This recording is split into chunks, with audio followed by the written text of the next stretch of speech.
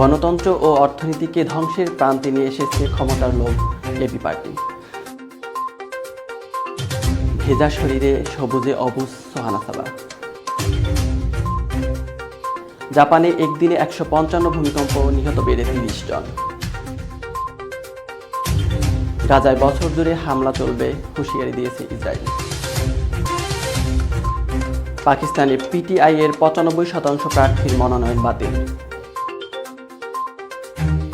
আসসালামু আলাইকুম। রাত ৯টার বার্তা বৈঠক সংবাদে স্বাগত জানাচ্ছি আমি মোহাম্মদ রিয়াজুল রাজা। এতক্ষণ শুনছিলেন সংবাদ শিরোনাম, এবার বিস্তারিত। আগামী ৭ জানুয়ারি ভোটারদের ভোট কেন্দ্রে যাওয়ার আহ্বান জানিয়েছেন প্রধানমন্ত্রী ও আওয়ামী লীগ সভাপতি শেখ হাসিনা। বলেন, বিএনপি জামায়াত অগ্নি সন্ত্রাস করে আপনাদের ভোট কেড়ে নিতে চায়। সকাল সকাল পরিবার পরিজন নিয়ে ভোট কেন্দ্রে গিয়ে নিজের ভোট নিজে দেবেন। কেউ যেন আপনার ভোট ঠেকাতে না পারে। ভোট দিয়ে অগ্নি সন্ত্রাসের উপযুক্ত জবাব দেবেন। গত সোমবার রাজধানীর কলাবাগান মাঠে নির্বাচনী জনসভায় প্রধান অতিথির বক্তব্যে প্রধানমন্ত্রী এসব কথা বলেন। দ্বাদশ জাতীয় সংসদ নির্বাচন সামনে রেখে ঢাকা মহানগর উত্তর ও দক্ষিণ আওয়ামী লীগ এই জনসভার আয়োজন করে। জনসভায় আওয়ামী লীগ সভাপতির বক্তব্যে ছিল বিএনপির সমালোচনা। বিএনপির ব্যাপারে জনগণকে সতর্ক থাকার পরামর্শ দিয়ে প্রধানমন্ত্রী শেখ হাসিনা বলেছেন, বিএনপি ভোট চুরি করে অভ্যস্ত। ক্ষমতা দখল, ভোট চুরি ছাড়া কিছুই করতে পারে না।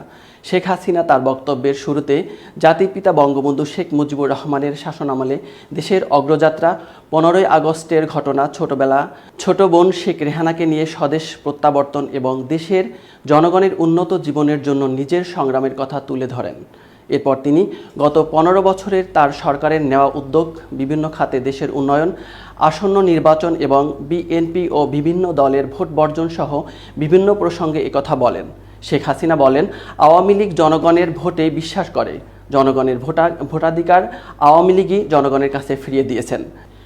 নির্বাচন কমিশনকে স্বাধীন করে দেওয়া হয়েছে। ধারাবাহিকভাবে গণতন্ত্র থাকায় দেশের আর্থসামাজিক উন্নতি হয়েছে। শিক্ষা, স্বাস্থ্য, বস্ত্র, বাসস্থানের জন্য কাজ করে জনগণের হৃদয়ে জয় করে ভোট পাই। ভোট চুরি করার প্রয়োজন হয় না। আওয়ামী লীগ ক্ষমতায় আছে বলেই উন্নয়ন হয়েছে। বিএনপি নির্বাচন বানচাল করতে